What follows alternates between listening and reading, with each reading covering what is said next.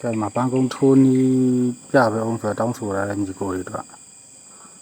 mà bắt mà giống ở đây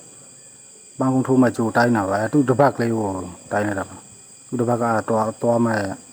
tay đảo đấy đây thằng mà tông miền thế đấy chẳng tông miền họ trâu mà thôi rồi tôi đập bạc lấy là tiền nào vậy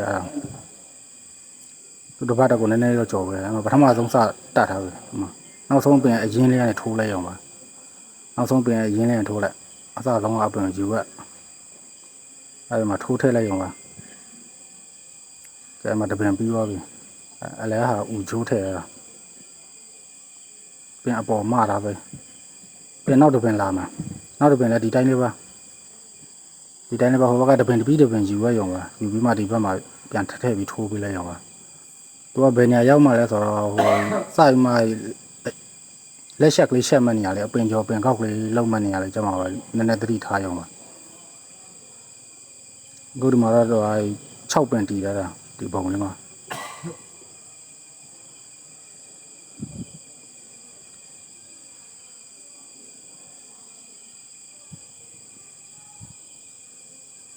cái đó ấy bên nó được xe chị mà nào xong xa thì ra bên sau bên nào xong giàu đâu mà à nào xong bên này gì lại đặc biệt là bên tông bên nhau cái bên à sao mà sẽ thu ra vậy bên này bên mấy thì đó nào xong bên này mà gì lại tông bên nhau thôi mà tôi chỉ bên mà out thế này sửa lại à là đấy ba à sao đấy mà bên thì phải tham mà bên thế lại rồi đó ba tôi chỉ bên đấy nó là đã xongပြီးသွားပြီနောက်တစ်ပင်လာမှာနောက်တစ်ပင်ကအဲပုံစံလေးပါနောက်တစ်ပင်ကျတော့တွတ်ချင်းအပင်လေးကိုကြော်လေးမှာဒုတိယအပင်လေးကိုရှိုးမှာဒုတိယအပင်လေးကိုရှိုးလိုက်တာမှာပထမဆုံးတွတ်ချင်းအပင်ကိုကြော်ဒုတိယအပင်အောက်ကရှိုးမှဒီဘက်မှာထည့်ရအောင်အဲဆိုတစ်ပတ်လုံးအဲပုံစံပဲတော့မှာနောက်ဆုံးတဲ့အထိတွတ်ချင်းအပင်လေးကိုကြော်နောက်ဆုံးဒုတိယအပင်လေးမှာအောက်ကိုရှိုးလေးမှာဒီဘက်မှာလာထိုးရမှာဒါပါအဲ့ဒါပါအဲ့မှာတစ်ပတ်လုံးအဲပုံစံပဲလိုက်ထိုးရတာ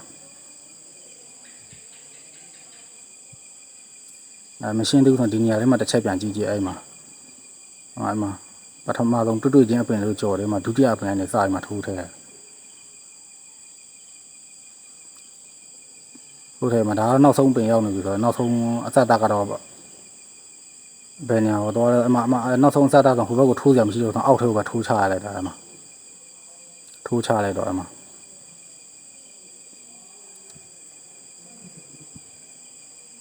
စချင်းသတိထားမှာအဲနောက်ဆုံးလက်အဲအပင်ရှက်ကလေးစထိုးမှာနောက်ဆုံးအပင်ကနေနောက်ဆုံးတီရတဲ့အပင်ကနောက်ဆုံးအပင်ကနေစရည်လိုက်တပင်နှစ်ပင်သုံးပင်မြောက်အဲသုံးပင်မြောက်အဲအပင်ကိုရောက်ပြီဆိုတော့ခါကျတော့ပထမဆုံးတွေ့တဲ့အပင်ကိုရှိုးရဖို့မမင်းနဲ့ပထမဆုံးတွေ့တဲ့အပင်အောက်ကိုရှိုးတယ်မှာဟိုဘက်မှာသွားတိမှထည့်လိုက်ရအောင်ဒါပါအဲ့တညာလေးပါအဲဒါအစတရောက်နေပြီဒါနောက်ဆုံးအစတအလဲဟာတော့ကျွန်တော်ကြော်လိုက်တာဟိုဗီဒီယိုတအားရှိနေမှာဆိုတော့ဒါတမတော်ရှိနေပြီတက်တော့မှတင်ရတာအသားကြီးအဆင်မပြေဘူးဗီဒီယိုရှင်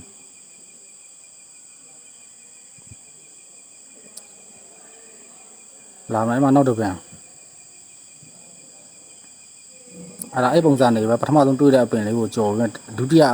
တွေ့တဲ့အပင်လေးကိုအောက်ကနေရှူလေးလာရတာပါဒီဘက်ကိုအဲ့မှာကျတော့ခါကျတော့အဲ့မှာပထမဆုံးအဲ့မှာအောက်တက်တဲ့လေးနဲ့သွားမှာအောက်တက်တဲ့လေးနဲ့သွားပြီးရင်အဲ့မှာအရင်တော့တခါတည်းထိုးဆင်းလိုက်ရအောင်ပါဒီမှာတော့ကြာနေမှာဆိုတော့ကျွန်တော်မပြတော့ဘူးဟိုကြားထဲထည့်တာဟာဒါလည်းအဲ့လိုပဲမှကြည့်လိုက်မှာပထမဆုံးတွေးတဲ့အပင်လေးကိုခြံတာဒုတိယအပင်လေးကို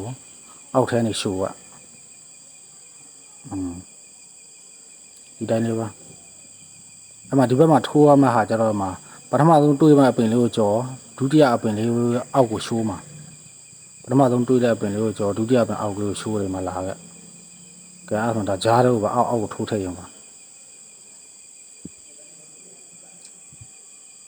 ဒါဗီဒီယိုရိုက်ပေးတဲ့လူနဲ့တွေ့ကြည့်တာအဲ့လို view လေးအန်ဂယ်လေးတေချာနားလေလူရိုက်ရင်တော့တေချာမြင်ရမှာထင်တာပဲဒါတော့ကျွန်တော်ထောင်လေးရိုက်တာတော့တေချာမရှင်းလင်းလားတော့မသိဘူးကဲအဲ့မှာကျတဲ့ခါကျတော့ပထမဆုံးအပင်လေးကိုအမှတပင်ကြော်လေးဖြစ်သွားအောင်ပထမဆုံးအပင်လေးကိုအောက်ကရှိုးဒုတိယအပင်ကိုကြော်တတိယအပင်ကျတော့အဲ့မှာအောက်ထပ်ပြန်ရှိုးမှကြားရရောက်ခတာဒါလေးရပါအဓိကတော့အဲ့အရင်လေးမှာခွာရင်းလေးမှာတပင်ကျော်တပင်ခောက်ကလေးဖြစ်တော့လှုပ်လိုက်တော့ မှာနောက်ဆုံးတစ်ပင်လည်းအဲ့လိုပါပထမဆုံးတွေးတဲ့အပင်ကိုရှိုးဒုတိယပထမဆုံးတွေးတဲ့အပင်ကိုကျော်ဒုတိယတွေးတဲ့အပင်လေးကိုအောက်ထဲရှိုးပြီးဒီဘက်လာအဲ့မှာရှိတဲ့အပင်တွေအကုန်လုံးအောက်ထဲရှိုးနောက်ဆုံးတွေးတဲ့နပင်ကျမှနောက်ဆုံးတွေးတဲ့နပင်မှာပထမအပင်ကိုကျော်ရဒုတိယအောက်ဆုံးကအပင်ကိုကျော်တော့အောက်ထဲရှိုးရတော့ပါအောက်ဆုံးတွေးတဲ့ပင်အောက်ထဲရှိုးရတာအဲ့အောက်ဆုံးကအပေါ်ကပင်ကိုကျော်ရတာဟိုဘက်မှာတကယ်လို့ဒါအပင်တွေများနေတယ်ဆိုဟိုဘက်မှာတွေးတဲ့အပင်အကုန်လုံးအဲ့ဒါအောက်ထဲနေရှိုးရတာပါကြအဲ့ဒါဆိုပြီးသွားပြီအဲ့ဒါလေးပါတကယ်လို့ဟာလုံးဗီဒီယိုထောင်းလို့ဆွဲတယ်မှာ MH player နဲ့ပဲဖြစ်တော့ဖြည်းဖြည်းချင်းလေးပြန်ကြည့်လိုက်ဒီမှာတော့ကျွန်တော်မြန်တော့ရတာဆိုဗီဒီယိုတအားရှည်မှာဆိုလို့ကြအဲ့ဒါလေးပါအမှအဲ့ခုနထိုးရတဲ့ပန်းကုန်းကထိုးရတဲ့ပုံစံအမှအဲ့လိုလေးဖြစ်သွားတာမတေးချာလေးကြည့်အဲ့ဒါလေးပါတအားကြီးဟိုလိုရိုးမှာမဟုတ်ပါဘူးဒါလက်ရှက်ကြက်မတောင်ချက်လို့လည်းခေါ်ကြတာ